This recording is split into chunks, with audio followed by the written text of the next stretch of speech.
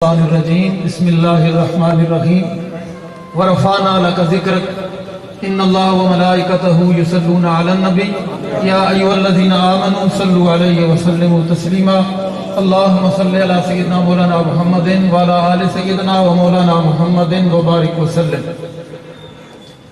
صدر گرامی منزلت حضرت قبلہ صاحبزادہ پیر شاہ محمد کمال قاظمی صاحب دامت برکاتہم العالیہ، رونق محفل حضرت قبلہ پیر سید شیر شاہ صاحب آستانہ عالیہ ڈنہ شریف، سٹیج پر موجود انتہائی قابل قدر مشائخ اعظام، صاحبان منبر و محراب، جملہ سنی تنظیمات کے قائدین اور آقا کریم صلی اللہ علیہ وسلم کے پیارے غلاموں، اللہ رب العزت کا بے حد و حساب شکر ہے کہ اس نے نہ صرف اپنے پیارے حبیب صلی اللہ علیہ وسلم کی آمد پر خوشی منانے کا ہمیں ادراک اور شعور عطا فرمایا، بلکہ عملی طور پر اس خوشی میں شریک ہونے کی توفیق بھی عطا فرمائی، اس لیے کہ یہ وہ خوشی ہے جس پر دنیا بھر کی خوشیاں قربان کی جا سکتی ہیں، اس لیے کہ اسی ایک خوشی کے صدقے اللہ نے یہ ساری خوشیاں ہمیں عطا فرمائی ہیں۔ آقا کریم صلی اللہ علیہ وسلم کی آمد پر خوشی کا اظہار کرنا یہ خود رب ذوالجلال کی سنت ہے، اور آقا کریم صلی اللہ علیہ وسلم کی میلاد پاک کی محفل کا انعقاد کرنا یہ صحابہ کرام کی سنت ہے۔ مسلم شریف کے اندر آتا ہے کہ آقا کریم صلی اللہ علیہ وسلم مسجد نبوی کی طرف باہر نکلے، آپ نے دیکھا کہ مسجد نبوی میں کچھ صحابہ بیٹھے ہیں۔ آقا کریم صلی اللہ علیہ وسلم نے پوچھا ما اجلسکم، اے میرے صحابہ یہ کیسا جلسہ ہے، یہ کس کی محبت میں بیٹھے ہو، یہ آج کی اس گفتگو کا موضوع سخن کیا ہے؟ صحابہ کرام نے عرض کی یا رسول اللہ صلی اللہ علیہ وسلم نذکر اللہ ونحمدہ ہدانا للاسلام ومن علینا بہ، یا رسول اللہ صلی اللہ علیہ وسلم ہم اس لیے بیٹھے ہیں کہ اللہ کریم نے آپ کی آمد، آپ کی بعثت کے صدقے ہمیں جو ایمان اور اسلام جیسی نعمت عطا فرمائی ہے، اس پر ہم اللہ کا ذکر بھی کر رہے ہیں اور اس کا شکر بھی ادا کر رہے ہیں۔ آقا کریم صلی اللہ علیہ وسلم نے فرمایا اے میرے صحابہ کیا حلف اٹھاتے ہو، اسی مقصد کے لیے بیٹھے ہو؟ عرض کی یا رسول اللہ صلی اللہ علیہ وسلم ما جلسنا الا ذاکا، اللہ کی عزت کی قسم ہم اسی لیے بیٹھے ہیں۔ آقا کریم صلی اللہ علیہ وسلم نے فرمایا میرے صحابہ مجھے تمہاری اس بات پر شک نہیں ہے، شک کی بنیاد پر نہیں کہتا، بلکہ تمہارے لیے اللہ کی بارگاہ سے ایک انعام آیا ہوا ہے، وہ انعام تقسیم کرنے سے پہلے تمہارے منہ سے اس کا اقرار کرنا چاہتا تھا۔ وہ انعام یہ ہے کہ اتانی جبریل فاخبرنی ان اللہ تعالی یباہی بکم الملائکہ، اللہ تمہارے اس فعل پر عرش اعظم پر نہ صرف خوش ہو رہا ہے بلکہ فرشتوں میں فخر فرما رہا ہے۔ اب سوچنے والی بات یہ ہے کہ وہ عمل صحابہ کا جس پر اللہ خوش بھی ہو رہا ہے اور فرشتوں میں فخر بھی فرما رہا ہے، وہ صحابہ کا عمل کون سا تھا؟ کیا صحابہ اس وقت حالت جہاد میں تھے؟ کیا بدر کے مقام پہ تھے؟ کیا احد کے مقام پہ تھے؟ کیا بیت رضوان کا موقع تھا؟ فتح مکہ کا موقع تھا؟ یا خانہ کعبہ کا طواف ہو رہا تھا؟ صفا مروہ کے درمیان سعی ہو رہی تھی؟ یا حالت نماز میں تھے؟ نہیں، ان میں سے صحابہ کسی عمل میں مصروف نہ تھے، بلکہ اس وقت صحابہ میلاد پاک کی محفل کا انعقاد کر رہے تھے۔ گویا صحابہ نے ہمیں یہ تعلیم دی کہ ہم یہ سارے عمل کرتے ہیں، ہم جہاد بھی کرتے ہیں، ہم مشرکوں کے سینے بھی چیرتے ہیں، آقا کریم صلی اللہ علیہ وسلم کے گستاخوں کے سر بھی قلم کرتے ہیں، آقا کریم صلی اللہ علیہ وسلم کی عزت و ناموس کا دفاع بھی کرتے ہیں، ہم خانہ کعبہ کا طواف بھی کرتے ہیں، سعی بھی کرتے ہیں، لیکن وقت نکال کے آقا کریم صلی اللہ علیہ وسلم کی محفل میلاد کا بھی انعقاد کرتے ہیں۔ میں اس پر ایک بات عرض کروں کہ میلاد کی اصل صحابہ سے ثابت ہے۔ ہاں یہ درست ہے کہ جتنا اہتمام آج ہم کر رہے ہیں، یہ ڈنڈیاں لگتی ہیں، یہ ساؤنڈ سسٹم لگتا ہے، یہ لائٹنگ ہوتی ہے، یہ اہتمام نہ تھا، اور یہ اہتمام اس وقت نہیں تھا۔ آج ہم کیوں کر رہے ہیں؟ صرف اس پر ایک بات عرض کرنا چاہتا ہوں، ایمان بالرسالت کے جو 4 تقاضے ہیں، ان میں سے پہلے 2 تقاضے ادب رسول اور محبت رسول ہے۔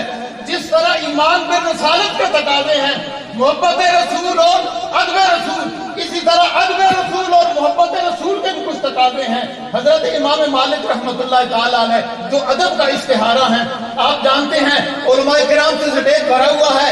مدینہ پاک میں آپ نے جتنا وقت زندگی گزاری، کبھی بھی جوتا پہن کے آپ مدینہ پاک میں نہیں چلے، بلکہ اب دیوار پکڑ کے چلا کرتے تھے، کہیں اس جگہ پہ میرا پاؤں نہ لگ جائے جہاں کا کریم صلی اللہ علیہ وسلم چلے ہوں۔ میں پوچھتا ہوں، آج کے اس ماحول میں جو ہم سے پوچھا جاتا ہے کہ سیدنا صدیق اکبر کے دور میں اتنی بار میلاد پاک آیا، عمر پاک کے دور میں اتنی بار میلاد پاک آیا، عثمان بن عفان کے دور میں اتنی بار میلاد پاک آیا، اس وقت یہ اہتمام کیوں نہ ہوا؟ میں پوچھتا ہوں، کسی صحابی کی سنت دکھا دو کہ مدینہ پاک میں جوتے پہنے بغیر چلے؟ اس کا مطلب یہ نہیں۔ تکبیر، اللہ اکبر، نعرہ رسالت، نعرہ حیدری، نعرہ پیدری سوالک، نعرہ حیدری۔ مطلب یہ ہرگز نہیں ہے کہ یہ بڑے عاشق ہیں، یہ بڑے عاشق ہیں، اس کا مطلب یہ نہیں ہے۔ بڑے عاشق تو صحابہ ہی ہیں جن سے ہم نے عشق اور ادب کی خیرات لی ہے۔ اور پھر امام مالک جب کوئی حدیث پوچھنے کے لیے آتا، تو جب آپ کے پاس کوئی سوال یا حدیث پوچھنے کے لیے آتا، غلام باہر نکلتا، پوچھتا مسئلہ پوچھنا ہے یا حدیث پوچھنی ہے؟ مسئلہ پوچھنا ہوتا، آپ باہر نکل کے مسئلہ بتا دیتے۔ حدیث پوچھنی ہوتی تو پھر امام مالک داخلہ مغسلہ غسل خانے میں داخل ہوتے، غسلہ پھر غسل کرتے، وَلَابِسَ ثِيَابًا جُدُدًا نیا لباس پہنتے، وَتَعَمَّمَ حمامہ شریف سر پہ رکھتے، وَتَطَيَّبَ پھر خوشبو لگاتے۔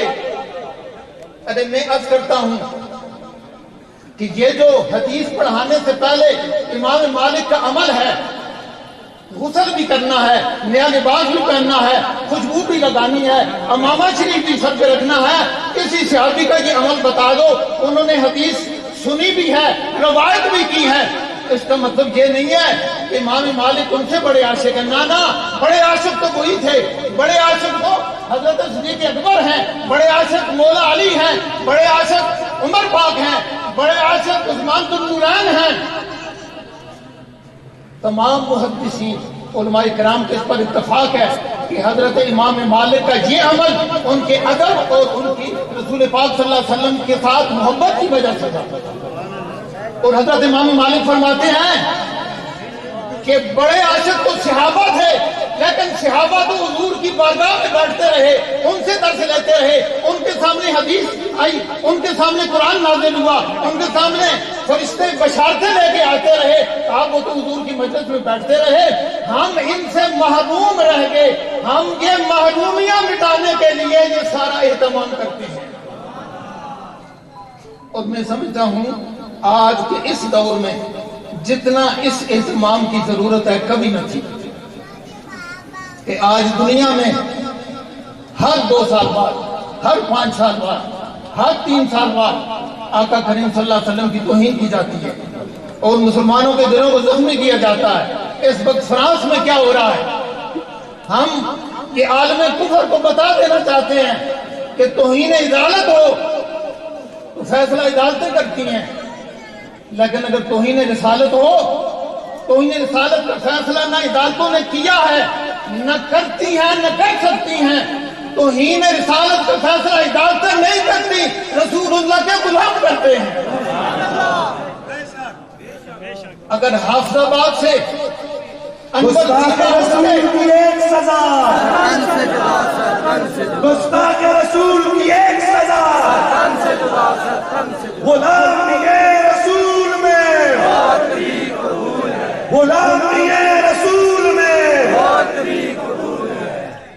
اگر حافظ آباد سے انور چیمہ اٹھ کے جرمنی پہنچ سکتا ہے تو کیمرون تیرے لیے بھی کوئی عاشق رسول وہاں تک پہنچ جائے گا۔